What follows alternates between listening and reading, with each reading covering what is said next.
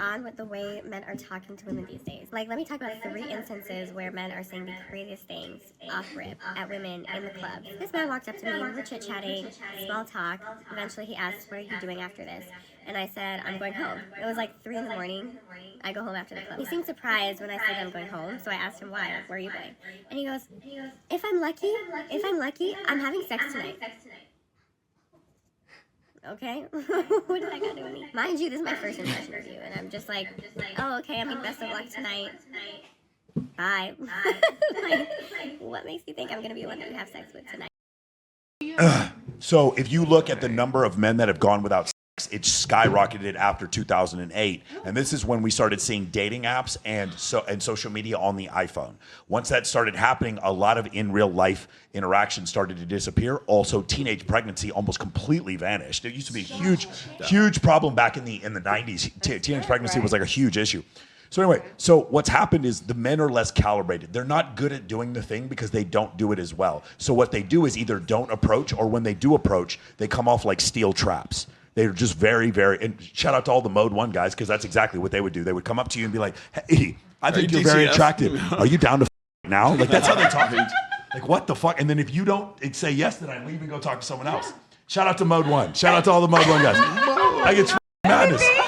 That's serious? Dude, look it up. Yeah. We're going to do a debate with them. Like next Monday, we're doing a debate with someone. Can I be in that one? It's PWF. It's PWF if you want to come on.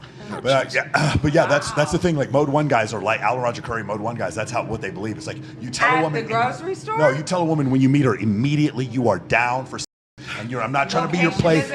I'm not trying to be your play cousin or your gay friend. I'm trying to have sexual intercourse. It does not matter when you say it. Right. It doesn't. Like 3 p.m. and 3 a.m. are the same time. Yes. Yeah. To them. It's also the club. Like that's what I'm saying. He said no. He said 3 a.m. or 3 p.m. in the grocery store. They still say it. Well, the time's running out, man. The clock's ticking, man. You gotta be out of there before 4, right? It's now or never. Yeah, you better shoot your shot or don't shoot it. Oh, that's another thing. So there's another study evolutionary psychologists do. It's called the beer goggle study. Oh, they start looking at women and men when we get closer to 2 o'clock in the morning at the bar. Right. No one's ugly after 2 a.m. So women honestly, so this is the difference. So when women are surveyed on long-term partners versus short-term partners, in long-term partners, they look for X amount of intelligence, physical attractiveness, etc. When they look for short-term partners, they actually want men who are smarter and more good-looking. So when women want short-term partners, they actually want guys who are even. They want to marry the accountant but sleep with the male stripper. That's what women say. When the opposite happens for men. When men want long-term partners, they want a woman who's smart, agreeable, and extremely good-looking. When they're looking for shorter-term partners, this was Dr. Buss's exact words, the results were embarrassing. Embarrassing. He said men did not care at all about a woman's intellectual prowess, her political beliefs, what job she had. They did not care. And in fact, her necessity to be attractive wasn't even necessary. As my good friend Justin Waller says, 80 or 280, he doesn't give.